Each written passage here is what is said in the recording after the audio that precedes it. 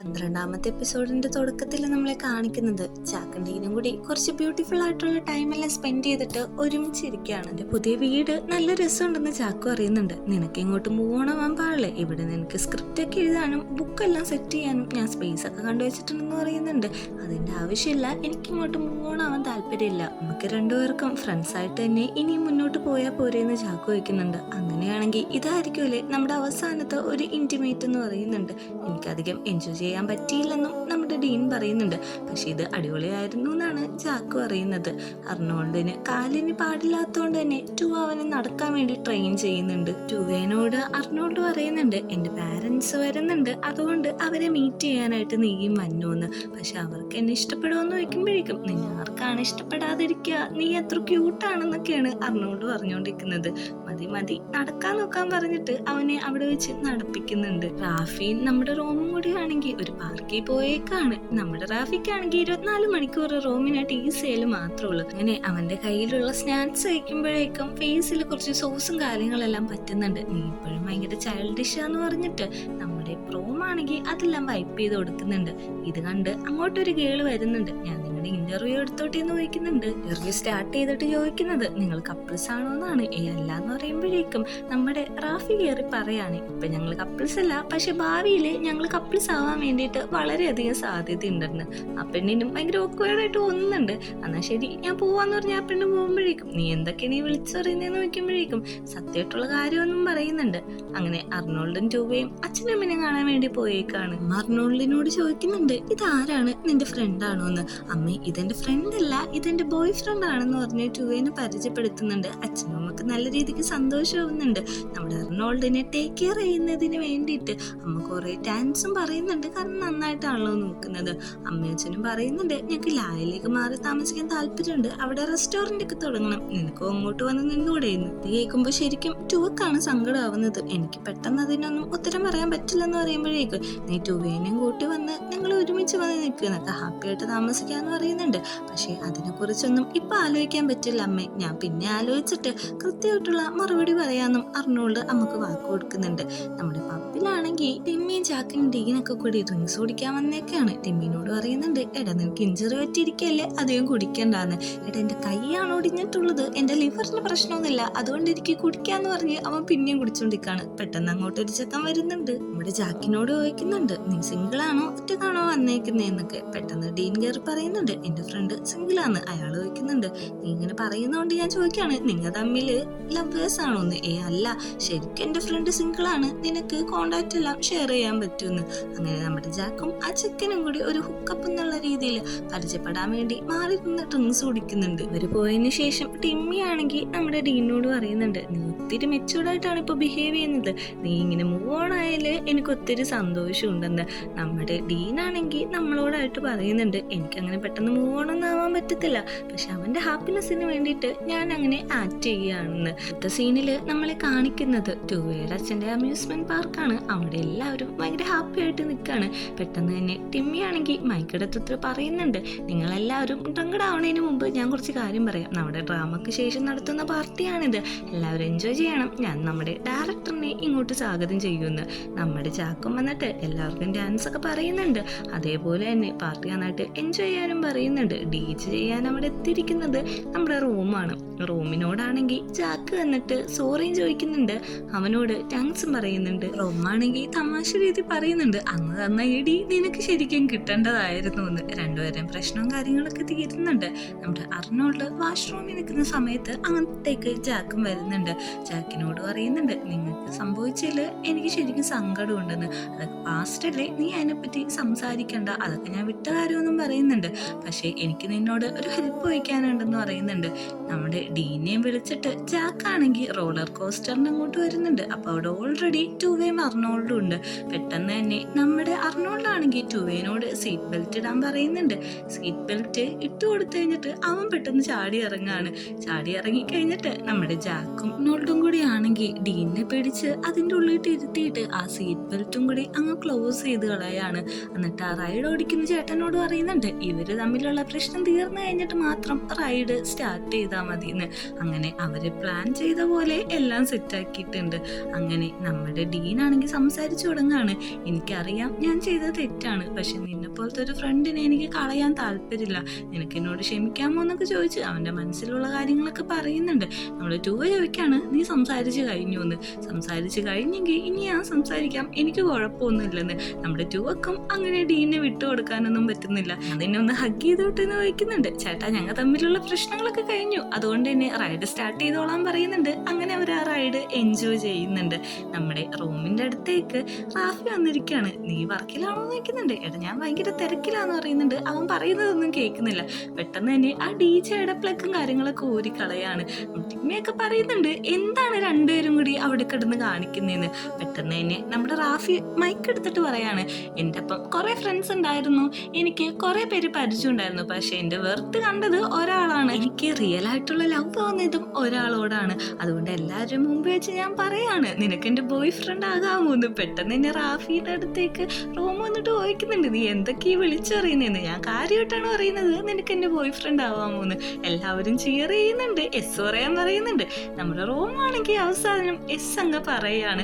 അങ്ങനെ നമ്മുടെ പിള്ളേര് സെറ്റായിട്ടുണ്ട്, എല്ലാവരും ചിയർ ചെയ്യുന്നുണ്ട്. ടിമ്മി പെട്ടെന്ന് വിളിച്ചു പറയാണ് അതെ ഞങ്ങൾ സിംഗിൾസിന് ഡാൻസ് ഒക്കെ കളിക്കണം, അതുകൊണ്ട് ആ പാട്ടൊന്ന് വെക്കുമെന്ന്. പെട്ടെന്ന് അങ്ങോട്ട് ചെക്കൻ വരുന്നുണ്ട്. എന്ത് ക്യൂട്ടാല്ലേ എന്ന് പറയുന്നുണ്ട്. ടിമ്മി അറിയാണ് അതെ അവര് പ്രപ്പോസലും അവരൊക്കെ എന്ത് ക്യൂട്ടാണെന്ന്. ഞാൻ അവരെ പറ്റിയല്ല നിന്നെ പറ്റിയാണെന്ന് ആ ചെക്കൻ പറയുന്നുണ്ട്. പുറകെ നിൽക്കുന്നവരൊക്കെ ചിയർ ചെയ്യുന്നുണ്ട്. അങ്ങനെ അടുത്ത കപ്പിൾസ് അടുത്ത സീസണിൽ സെറ്റ് ആവാൻ വേണ്ടിയിട്ട് ഇപ്പോഴേ ഒരു ലിങ്ക് ഇട്ട് കൊടുത്തേക്കാണ്. അങ്ങനെ അവരും അവിടെ ഹാപ്പി ആയിട്ട് നിൽക്കുന്നത് കാണിക്കുന്നുണ്ട്. നമ്മുടെ അർണോൾഡും ടൂവയാണെങ്കിൽ മാറി ഇന്ന് സംസാരിക്കുകയാണ്.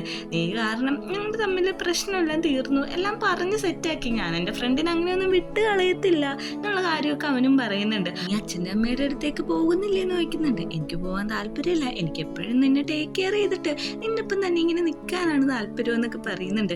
അങ്ങനെ റൊമാൻറ്റിക് ആയിട്ട് നമ്മുടെ ടൂവക്ക് കുറച്ച് കിസ്സും കാര്യങ്ങളൊക്കെ അവിടെ ചെന്ന് കൊടുക്കുന്നുണ്ട്. ലീനും ജാക്കും ആണെങ്കിൽ ഒരു റൈഡിൽ കയറിയേക്കാണ്. അവരവിടെ വെച്ച് സംസാരിക്കുന്നുണ്ട്. ടൂവേനോടുള്ള പ്രശ്നമൊക്കെ പറഞ്ഞു തീർത്തല്ലോ എന്ന്. അതെ അതെല്ലാം തീർത്തോന്നും പറയുന്നുണ്ട്. അല്ല നമ്മളിപ്പോൾ ഫ്രണ്ട്സ് അല്ലേ, ഇനി കുറേ വർഷം കഴിഞ്ഞ് നീ തിരിച്ചു വരികയാണെങ്കിൽ നിനക്ക് ഇപ്പോഴത്തെ ഭംഗിയൊന്നും ഉണ്ടാവില്ല, അതുകൊണ്ട് ഞാൻ നിന്റെ പ്രപ്പോസൽ അക്സെപ്റ്റ് ചെയ്യില്ല എന്നൊക്കെ നമ്മുടെ ഡീനാണെങ്കിൽ ഭയങ്കര തമാശയോടെ പറഞ്ഞുകൊണ്ടിരിക്കുകയാണ്. അവരും അങ്ങനെ മ്യൂച്വലി ഹാപ്പി ആയിട്ട് പോയിക്കൊണ്ടിരിക്കുകയാണ്. അങ്ങനെ ഒരു 1 ഇയറിന് ശേഷമുള്ള കാര്യമാണ് പറയുന്നത്. നമ്മുടെ ഡീൻ ഇപ്പോൾ ഒരു ഫ്ലൈറ്റ് അറ്റൻഡർ ആണ്. അവിടുന്ന് അവൻ നല്ല രീതിക്ക് ജോബും കാര്യങ്ങളൊക്കെ ചെയ്ത് മുന്നോട്ട് പോവാണ്. നമ്മുടെ ജാക്ക് അങ്ങനെ എയർപോർട്ടിലേക്കുമ്പോഴാണ് അവൻ്റെ പെട്ടിയുടെ ടയർ ചെറുതായിട്ട് പൊട്ടിപ്പോകുന്നത്. അത് ശരിയാക്കി അവിടെ ഇരിക്കുമ്പോഴാണ് പുറകിൽ നിന്ന് നമ്മുടെ ഡീൻ വരുന്നത്. ഡീനൊന്ന് കാണുന്നുണ്ട്. പെട്ടെന്നുള്ള കാഴ്ചയുണ്ട് രണ്ടുപേരും ഒന്ന് നെട്ടുന്നുണ്ട്. കുറച്ച് നേരത്തിന് ശേഷം രണ്ടുപേരും കൂടി സംസാരിക്കാണ്. ലൈഫൊക്കെ എങ്ങനെ പോകുന്നു എന്ന് രണ്ടുപേരും അങ്ങോട്ടും ഇങ്ങോട്ടൊക്കെ ചോദിക്കുന്നുണ്ട്. നന്നായിട്ട് പോകുന്നുണ്ട്, ഞാൻ കൂടുതലും ഫ്ലൈയിങ്ങിലായോണ്ട് ബാക്കി കാര്യങ്ങളൊന്നും ചെയ്യാറില്ല, അതായത് ആക്ടിംഗ് ഒന്നും ചെയ്യാറില്ല എന്ന് പറയുന്നുണ്ട്. പെട്ടെന്ന് അവൻ്റെ ഫോണിട്ട് ടൂവ വിളിക്കുന്നുണ്ട്. കോൾ എടുക്കുന്നില്ല. എന്താ ടൂവയുടെ കോൾ എടുക്കാത്തതെന്ന് നോക്കുമ്പോൾ അത് കുഴപ്പമില്ല, ഞാൻ വൈകുന്നേരം അവൻ്റെ ഒപ്പം ഒരു ഡിന്നറിന് പോകുന്നുണ്ടെന്ന് പറഞ്ഞിട്ട് അവിടെ നിന്ന് പോകാണ്. പെട്ടെന്ന് പോകാൻ നിൽക്കുന്ന നമ്മുടെ ഡീനോട് ചോദിക്കുന്നുണ്ട് ആ ഡിന്നർ പ്ലാൻ ക്യാൻസൽ ചെയ്തിട്ട് നിനക്ക് എൻ്റെ ഒപ്പം ഡിന്നറിന് വരാമോ എന്ന്. നമ്മുടെ ഡീനാണെങ്കിൽ ഒന്ന് ചിരിക്കുന്നുണ്ട്. ഇവിടുന്ന് സീൻ കട്ടാക്കിയിട്ട് നമ്മുടെ ലൊക്കേഷനാണ് കാണിക്കുന്നത്. അവിടെ ആക്ടിങ്ങിന് വരാമെന്ന് പറഞ്ഞ ഒരു അസിസ്റ്റന്റ് ആക്ടർ അന്ന് ക്യാൻസൽ ആയിപ്പോയി. അതുകൊണ്ട് പെട്ടെന്ന് തന്നെ കണ്ടുപിടിക്കാൻ അവിടുത്തെ ആൾക്കാരോട് പറയുന്നുണ്ട്. പക്ഷെ ഇംഗ്ലീഷ് അറിയണം, മോട്ടോർ ഓടിക്കണം, പിന്നെ നല്ല ലുക്കായിരിക്കണം, ഇയാളെ ഞാൻ എവിടെ നിന്ന് കൊണ്ടുവരാനാന്ന് ആ പെണ്ണ് പറഞ്ഞുകൊണ്ടിരിക്കുമ്പോൾ നമ്മുടെ ടൂവ ഈ കാര്യം കേൾക്കുന്നുണ്ട്. ടൂവ അറിയുന്നുണ്ട് എൻ്റെ അടുത്ത് അങ്ങനത്തെ ഒരാളുണ്ടെന്ന്. വേറെ ആരായിരിക്കും? നമ്മുടെ ചെക്കൻ തന്നെയായിരിക്കും. അങ്ങനെ ടൂവയുടെ പരിചയത്തിലുള്ള ആളെ വിളിച്ചു വരുത്തുന്നുണ്ട്. വേറെ ആരുമല്ല, നമ്മുടെ അർണോൾഡ് തന്നെയാണ്. അർണോൾഡിനോട് കാര്യമൊക്കെ പറയുന്നുണ്ട്. പക്ഷെ അവൻ പറയുന്നത് എനിക്ക് പേടിയാണ്, ഇതൊരു ഇന്റർനാഷണൽ സിനിമയാണ്, അത് മാത്രമല്ല എനിക്ക് ഈ സ്റ്റേജിലൊക്കെ അഭിനയിച്ച് പരിചയം മാത്രമല്ലേ ഉള്ളൂ എന്ന് പറയുമ്പോഴേക്കും ടൂവ കുറച്ച് മോട്ടിവേഷൻ കാര്യങ്ങളും കൊടുക്കുന്നുണ്ട്. നമ്മുടെ റൂമാണെങ്കിൽ ഭയങ്കര വലിയ DJ ആർട്ടിസ്റ്റ് ആണ്, ഇപ്പൊ കുറച്ച് ഫേമസ് ഒക്കെയാണ് പുള്ളി. അവന്റെ മാനേജറായിട്ടാണ് റാഫി ഇപ്പോൾ വർക്ക് ചെയ്യുന്നത്. അങ്ങനെ പുതിയ പ്രോഗ്രാമിന്റെ ഡീറ്റെയിൽസും കാര്യങ്ങളൊക്കെ കളക്ട് ചെയ്തിട്ട് അതിന്റെ ആൾക്കാർ അവിടെ നിന്ന് പോകുന്നുണ്ട്. നമ്മുടെ നമ്മുടെ റാഫിനോട് റോം ചോദിക്കുന്നുണ്ട്, നിനക്ക് എന്നെ ഇങ്ങനെ ടേക്ക് കെയർ ചെയ്ത് എന്റെ കാര്യങ്ങളൊക്കെ നോക്കി നടക്കുന്നതാണോ ശരിക്കുള്ള അംബീഷൻ? നിന്നെ വെച്ചിട്ട് ഞാനൊരു പ്രൊഡക്ഷൻ കമ്പനി തുടങ്ങാൻ പോവാന്ന് പറയുന്നുണ്ട്. ട്രൈ ചെയ്ത് നോക്കാൻ റോമും പറയുന്നുണ്ട്. അങ്ങനെ രാത്രിയാവുമ്പോഴേക്കും ജാക്കും ഡീനും കൂടി പണ്ടത്തെ അവര് പോയിക്കൊണ്ടിരുന്ന കഫേയില് ഡിന്നറിന് പോയേക്കാണ്. അങ്ങനെ സംസാരിച്ചിരിക്കുന്നുണ്ട്. പെട്ടെന്ന് തന്നെ മഴ പെയ്യാണ് അവിടെ. അവർ രണ്ടുപേരും അകത്തേക്ക് കയറുന്നുണ്ട്. പെട്ടെന്നുള്ള ആ മഴയത്ത് രണ്ടുപേരും കുറച്ച് ക്ലോസ് ആയിട്ട് ഐ കോണ്ടാക്ട് വരുന്നുണ്ട്. പെട്ടെന്ന് തന്നെ ഡിസ്പാച്ച് ആവുന്നുണ്ട്. നമുക്ക് വീട്ടിൽ പോയിട്ട് ഡ്രസ്സ് എല്ലാം ചേഞ്ച് ചെയ്യാം, ഫുള്ള് നന്നല്ലോ എന്ന് ജാക്ക് പറയുന്നുണ്ട്. അങ്ങനെ ജാക്കിന്റെ വീട്ടിലെത്തുന്നുണ്ട്. മാറാനായിട്ട് ഡ്രസ്സും കാര്യങ്ങളൊക്കെ കൊടുക്കുന്നുണ്ട്. പക്ഷെ ജാക്കാണെങ്കിൽ കുറച്ച് റൊമാൻറ്റിക് ആവാണ്. അതിന് എസിറ്റേറ്റ് ചെയ്താണ് നമ്മുടെ ഡീൻ നിൽക്കുന്നത്. ഫ്രണ്ട്സ് തമ്മിൽ ഇങ്ങനെയൊക്കെ പാടില്ല എന്ന് പറയുന്നുണ്ട്. നമ്മൾ പണ്ടത്തെ പോലെ ഒരുമിച്ചായ പാടുണ്ടോ എന്നാണ് ജാക്ക് തിരിച്ചു ചോദിക്കുന്നത്. അങ്ങനെ രണ്ടുപേരും അവിടെ വെച്ച് ഇന്റിമേറ്റ് ആവുകയാണ്. ഇവിടുന്ന് സീൻ കട്ടാക്കിയിട്ട് നമ്മൾ 2 ആർട്ടോളിനാണ് കാണിക്കുന്നത്. പുതിയ ഷൂട്ടിന് വേണ്ടിയിട്ടുള്ള കോസ്റ്റ്യൂം ഒക്കെ ഇട്ട് കൊടുത്തോണ്ടിരിക്കുകയാണ്. അല്ല, എനിക്ക് ഇങ്ങനെ കോസ്റ്റ്യൂം ഇട്ടെന്നാ ഞാൻ എന്ത് ഹെൽപ്പ് ചെയ്ത് തരണ്ടെന്ന് ചോദിക്കുമ്പോഴേക്കും, നിനക്ക് ഓസ്കാർ കിട്ടുമ്പോഴേക്കും എന്റെ പേര് പറയണമെന്ന് പറയുന്നുണ്ട്. നോട്ടാണെങ്കിൽ ഒരു ക്ലാസ് എടുത്തിട്ട് അപ്പൊ തന്നെ ഒരു ഓസ്കാർ സ്പീച്ച് വരെ അവിടെ വെച്ച് നടത്തുന്നുണ്ട്. എന്റെ ബോയ് ഫ്രണ്ട് കാരണമാണ് എനിക്ക് ഇവിടെ എത്താൻ പറ്റിയെന്നൊക്കെ പറഞ്ഞിട്ട് ഒരു ക്യൂട്ടായിട്ടുള്ള സ്പീച്ചാണ്. അതിന്റെ ഒടുവില് നമ്മുടെ അർണോൾഡ് ഒന്ന് റൊമാൻറ്റിക് ആവാണ്. വേണ്ട, ഇവിടെ വെച്ച് വേണ്ടെന്ന് പറയുന്നുണ്ട്. വീട്ടിൽ പോയിട്ട് മതി എന്ന് പറയുമ്പോഴേക്ക് ഇങ്ങോട്ടേക്ക് ആരും വരത്തില്ല എന്നാണ് പറയുന്നത്. അങ്ങനെ കുറച്ച് ഉറപ്പൊക്കെ കൊടുത്തതിന് ശേഷം അവർ രണ്ടുപേരും കൂടി ഇന്റിമേറ്റ് ആവാൻ വേണ്ടിയിട്ട് തുടങ്ങാണ്. അപ്പോഴാണ് വാക്ക് ഓൺ ടോക്കറിൽ ഒരു വോയിസ് വരുന്നത്, ഷൂട്ടിങ് 10 മിനിറ്റിനുള്ളിൽ തുടങ്ങുമെന്ന്. നമ്മുടെ ആർട്ടിസ്റ്റ് റെഡിയാണെന്ന് ടുവ തിരിച്ചും മെസ്സേജ് പാസ് ചെയ്യുന്നുണ്ട്. അങ്ങനെ അവർ ഭയങ്കര ഹാപ്പി ആയിട്ടിരിക്കുന്നതും നമ്മളെ കാണിക്കുന്നുണ്ട്. നേരത്തെ പറഞ്ഞ പോലെ തന്നെ നമ്മുടെ റാഫി ആണെങ്കിൽ ഒരു പ്രൊഡക്ഷൻ കമ്പനിയൊക്കെ തുടങ്ങിയിട്ടുണ്ട്. അവിടുത്തെ പാർട്ട്നേഴ്സ് ആണ് നമ്മുടെ സാൻഡി റെയിൻ. ദിവസം അവർ കുറച്ച് ലേറ്റ് ആയിട്ടാണ് അങ്ങോട്ടേക്ക് എത്തുന്നത്. വന്ന പാടെ തന്നെ നമ്മുടെ റോമിനോട് സംസാരിച്ചുകൊണ്ടിരിക്കുകയാണ്. ഇവര് ഭയങ്കര ന്യൂസ് ടോക്ക് പോലെയാണ് സംസാരിച്ചുകൊണ്ടിരിക്കുന്നത്. വൈകിട്ട് ഞാൻ കാരണമെന്നൊക്കെ പറഞ്ഞുകൊണ്ടിരിക്കുന്നുണ്ട്. ഇതെല്ലാം കേൾക്കുന്ന നമ്മുടെ റാഫി ആണെങ്കിൽ പരിപാടി തുടങ്ങാൻ സമയമായി, നിങ്ങൾ എല്ലാവരും മീറ്റിംഗ് ശ്രദ്ധിക്കാൻ പറഞ്ഞ് ദേഷ്യപ്പെട്ടുകൊണ്ടിരിക്കുകയാണ്. എന്റെ CEO ഇങ്ങനെയൊക്കെ ദേഷ്യപ്പെടില്ലേ, എനിക്ക് പേടിയാവുന്നു എന്ന് നമ്മുടെ റോമും പറയുന്നുണ്ട്. അങ്ങനെ മീറ്റിംഗ് എല്ലാം കഴിഞ്ഞതിന് ശേഷം നമ്മുടെ റാഫി ആണെങ്കിൽ വാഷ്റൂമിൽ നിൽക്കുകയാണ്. അങ്ങോട്ടേക്ക് റോം എന്നിട്ട് പറയുന്നത്, നമ്മൾ ആദ്യമായിട്ട് ഹുക്കപ്പ് ചെയ്തത് നിനക്ക് ഓർമ്മയുണ്ടോ, ഇതിങ്ങനെ ഒരു ബാത്റൂമിൽ നിന്നായിരുന്നില്ലേ എന്നൊക്കെ പറഞ്ഞിട്ട് കുറച്ച് റൊമാൻറ്റിക് ആകുമ്പോഴേക്കും ആ കാര്യം ഇങ്ങോട്ടേക്ക് വരൂ എന്ന് പറയുന്നുണ്ട്. പെട്ടെന്ന് തന്നെ റോം ആണെങ്കിൽ ആ വാതിലങ്ങ് പോയി ലോക്ക് ചെയ്യാണ്. പെട്ടെന്ന് നമ്മുടെ റാഫിയും പറയുന്നുണ്ട്, 15 മിനിറ്റ് ടൈം തരാം, അത് കഴിഞ്ഞാൽ മീറ്റിംഗ് തുടങ്ങുമെന്ന്. അങ്ങനെ രണ്ടുപേരും അവിടെ വെച്ച് ഇന്റിമേറ്റ് ആവുന്നത് നമ്മളെ കാണിക്കുന്നുണ്ട്. ജാക്കും നമ്മുടെ ഡീനും ആണെങ്കിൽ ഒരു പിക്നിക്കിന് വന്നേക്കാണ്. അവന്റെ കുറച്ച് ഫോട്ടോസ് ഒക്കെ എടുക്കുന്നുണ്ട്. എന്താ ചെയ്യുന്നതെന്ന് ചോദിക്കുമ്പോഴേക്കും ഞാൻ ഒരു സ്ക്രിപ്റ്റ് എഴുതാണ്, നമ്മുടെ ലവ് സ്റ്റോറി തന്നെയാണ്, അതിൽ നായകൻ നീയാന്ന് പറയുന്നുണ്ട്.